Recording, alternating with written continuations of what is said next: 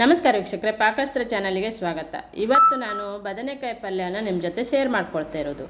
ಬದನೆಕಾಯಿ ಪಲ್ಯದ ವಿಶೇಷತೆ ಏನಂದರೆ ತುಂಬ ಈಸಿಯಾಗಿ ಮಾಡಿದ್ದೆ, ಮತ್ತು ಈ ರೀತಿ ನೀವು ಮಾಡಿಕೊಂಡ್ರೆ ತುಂಬ ರುಚಿ ಕೊಡುತ್ತೆ. ನೀವು ಬದನೆಕಾಯಿನೇ ಇಷ್ಟನೇ ಇಲ್ಲ ಅನ್ನೋರಿದ್ರೂ ಒಮ್ಮೆ ಈ ರೀತಿ ಪಲ್ಯ ಟ್ರೈ ಮಾಡ್ಕೊಳ್ಳಿ, ತುಂಬ ರುಚಿಯಾಗುತ್ತೆ. ನೀವು ಮತ್ತೆ ಮತ್ತೆ ಖಂಡಿತ ಮಾಡ್ಕೊಳ್ಬೇಕು ಅನಿಸುತ್ತೆ. ಇದನ್ನ ಚಪಾತಿಗೂ ಹಾಗೆ ರೋಟಿಗೆ ಅನ್ನಕ್ಕೆ ಕಲಿಸ್ಕೊಳ್ಬೋದು, ಸೈಡ್ ಡಿಶ್ ಆಗಿನೂ ಇದನ್ನು ಮಾಡ್ಕೊಳ್ಬೋದು, ಟಿಫಿನಿಗೂ ಹಾಕಿ ಕಳಿಸ್ಬೋದು ಚಪಾತಿ ರೋಟಿ ಜೊತೆ, ಅಥವಾ ದೋಸೆ ಮಾಡಿಕೊಂಡಾಗಲೂ ಈ ಪಲ್ಯ ಮಾಡ್ಕೊಳ್ಬೋದು. ತುಂಬ ರುಚಿಯಾಗಿರುತ್ತೆ.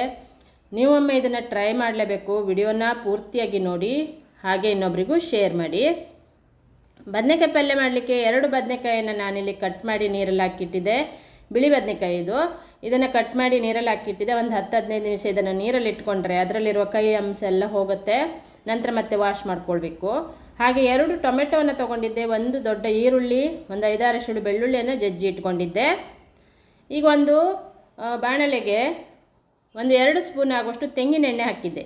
ನಾನು ತೆಂಗಿನ ಎಣ್ಣೆನೇ ಜಾಸ್ತಿ ಆಗೋದ್ರಿಂದ ತೆಂಗಿನ ಎಣ್ಣೆ ಹಾಕಿದ್ದೆ. ನೀವು ಒಮ್ಮೆ ತೆಂಗಿನ ಎಣ್ಣೆಯಲ್ಲಿ ಪಲ್ಯ ಮಾಡಿ ರುಚಿನೂ ಕೂಡ ಚೆನ್ನಾಗಿ ಬರುತ್ತೆ. ಅದಕ್ಕೆ ಒಗ್ಗರಣೆ ಮಾಡ್ಕೊಳ್ಳಿಕ್ಕೆ ಜೀರಿಗೆ, ಸಾಸಿವೆ, ಹಾಗೆ ಬೆಳ್ಳುಳ್ಳಿ, ಕರಿಬೇವು ಎಲ್ಲವನ್ನು ಹಾಕಿ ಒಗ್ಗರಣೆ ಮಾಡ್ಕೊಳ್ಬೇಕು. ನಂತರ ಕಟ್ ಮಾಡಿಟ್ಟಂಥ ಈರುಳ್ಳಿ, ಟೊಮೆಟೊವನ್ನು ಹಾಕಿ ಚೆನ್ನಾಗಿ ಫ್ರೈ ಮಾಡ್ಕೊಳ್ಬೇಕೀಗ. ಈ ಬದನೆಕಾಯಿನೂ ಕೂಡ ತುಂಬ ಬೇಗನೆ ಬೆಂದೋಗುತ್ತೆ, ತುಂಬ ಟೈಮು ತಗೊಳ್ಳಲ್ಲ. 2 ನಿಮಿಷದಲ್ಲಿ ರೆಡಿ ಆಗುತ್ತೆ ಈ ಪಲ್ಯ. ತುಂಬ ರುಚಿಯಾಗಿಯೂ ಬರುತ್ತೆ ಇದು. ಈಗ ಈರುಳ್ಳಿ ಮತ್ತು ಟೊಮೆಟೊಗೆ ಸ್ವಲ್ಪ ಉಪ್ಪನ್ನು ಹಾಕ್ಕೊಳ್ಳೋಣ, ಬೇಗನೆ ಅದು ಫ್ರೈ ಆಗುತ್ತೆ. ಹಾಗೆ 1 ಚಿಟಿಕೆ ಅರಿಶಿಣದ ಪುಡಿಯನ್ನು ಹಾಕಿದ್ದೆ.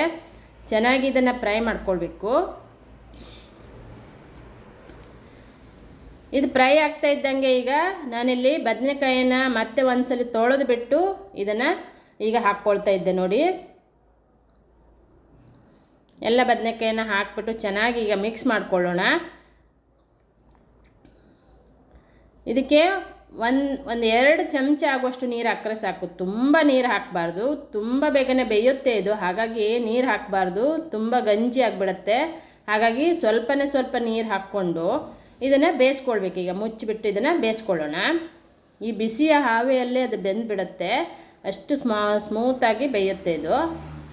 ಈಗ ಒಂದು 2 ಸ್ಪೂನ್ ಆಗುವಷ್ಟು ಹಸಿ ತೆಂಗಿನಕಾಯಿ ತುರಿಯನ್ನು ಹಾಕಿದ್ದೆ. ದೊಡ್ಡ ಸ್ಪೂನಲ್ಲಿ 2 ಸ್ಪೂನ್ ಆಗುವಷ್ಟು ಹಸಿ ತೆಂಗಿನಕಾಯಿ ತುರಿಯನ್ನು ಹಾಕಿದ್ದೆ ನಾನು. ಇದನ್ನು ಚೆನ್ನಾಗಿ ಈಗ ಮಿಕ್ಸ್ ಮಾಡ್ಕೊಳ್ಳೋಣ. ಮತ್ತೆ ಇದನ್ನು ಮಿಕ್ಸ್ ಮಾಡಿಬಿಟ್ಟು ಮತ್ತೆ ನಾನು ಮುಚ್ಚಿ ಬೇಯಿಸ್ಕೊಳ್ತಾ ಇರೋದು. ಚೆನ್ನಾಗೆಲ್ಲ ಹೊಂದ್ಕೊಳ್ಳುತ್ತೆ. ಈಗ ಇದನ್ನು ಈಗ ಮುಚ್ಚಿ ಬೇಯಿಸ್ಕೊಂಡ ನಂತರ ಚೆನ್ನಾಗಿ ಬೆಂದಿದೆ. ಈಗ ನೋಡಿ, ಬದನೆಕಾಯಿ ಕಟ್ಟಾಗುತ್ತೆ, ಚೆನ್ನಾಗಿ ಬೇಯುತ್ತೆ. ಆದರೆ ಬೇಗನೆ ಬೆಂದುಬಿಡುತ್ತೆ, ನೋಡುವ ಅವಶ್ಯಕತೆಯೇ ಇಲ್ಲ, ಅಷ್ಟು ಚೆನ್ನಾಗಿ ಬೇಯುತ್ತೆ. 1 ಸ್ಪೂನ್ ಆಗುವಷ್ಟು ನಾನಿಲ್ಲಿ ಗರಂ ಮಸಾಲೆ ಹುಡಿಯನ್ನು ಹಾಕ್ತಾ ಇರೋದು. ನಂತರ ಮನೆಯಲ್ಲೇ ಮಾಡಿರುವಂಥ ಖಾರದ ಪುಡಿಯನ್ನು ಹಾಕ್ತಾ ಇದ್ದೆ ನಾನು. ಹಾಕ್ಬಿಟ್ಟು ಇದನ್ನು ಚೆನ್ನಾಗಿ ಮಿಕ್ಸ್ ಮಾಡ್ಕೊಳ್ಳೋಣ. ಖಾರದ ಪುಡಿ ಅಂದರೆ ನಾವು ಎಲ್ಲ ಮಸಾಲೆ ಐಟಮ್ ಅಂದರೆ ಜೀರಿಗೆ, ಕೊತ್ತಂಬರಿ ಕಾಳು, ಕಾಳು ಮೆಣಸು, ಚಕ್ಕೆ, ಹಾಗೆ ಲವಂಗ, ಮೆಣಸಿನಕಾಯಿ ಎಲ್ಲವನ್ನು ಹುರಿದು ಬಿಟ್ಟು ಇದನ್ನು ಪುಡಿ ಮಾಡಿನೇ ಇಟ್ಕೊಂಡಿರ್ತೀವಿ. ಎಲ್ಲ ಮಸಾಲೆ ಐಟಮನ್ನು ಹಾಕಿ ಪುಡಿ ಮಾಡಿ ಅದನ್ನು ರೆಡಿ ಮಾಡಿ ಇಟ್ಕೊಂಡಿರೋದು. ಹುರಿದು ಪುಡಿ ಮಾಡಿರ್ತೀವಿ. ಅದನ್ನು ಪಲ್ಯಗೆ ಹಾಗೆ ಸಾಂಬಾರಿಗೆಲ್ಲ ನಡೆಯುತ್ತೆ. ಹಾಗಾಗಿ ಅದನ್ನು ಪುಡಿ ಮಾಡಿ ಇಟ್ಕೊಂಡಿರುವಂಥ ಪೌಡ್ರನ್ನು ನಾನು ಖಾರದ ಪೌಡಿಯನ್ನು ನಾನು ಹಾಕ್ತಾಯಿದ್ದೆ. ಹಾಕ್ಬಿಟ್ಟು ಇದನ್ನು ಚೆನ್ನಾಗಿ ಮಿಕ್ಸ್ ಮಾಡ್ಕೊಳ್ಳೋಣ. ನಿಮ್ಮ ಖಾರಕ್ಕೆ ಅನುಗುಣಕ್ಕೆ ತಕ್ಕಂತೆ ಹಾಕ್ಕೊಳ್ಬೋದು. ಈಗ ಪಲ್ಯನೂ ರೆಡಿಯಾಗಿದೆ. ಸ್ಟವನ್ನು ಆಫ್ ಮಾಡ್ಕೊಂಡಿದ್ದೆ. ನೋಡಿ ಎಷ್ಟು ಸಿಂಪಲ್ಲಾಗಿ ಪಟ್ಟಂತ ರೆಡಿಯಾಗಿದೆ ಅಲ್ಲ. ನೀವು ಯಾವುದೇ ಖಾರದ ಪುಡಿಯನ್ನು ಹಾಕ್ಕೊಂಡು ನೋಡ್ಕೊಳ್ಳಿ, ಚೆನ್ನಾಗೇ ಬರುತ್ತೆ. ತುಂಬ ಸಿಂಪಲ್ಲಾಗಿ ಪಟ್ಟನೆ ಮಾಡಿಕೊಳ್ಳುವಂಥ ಒಂದು ರೆಸಿಪಿ ಇದು.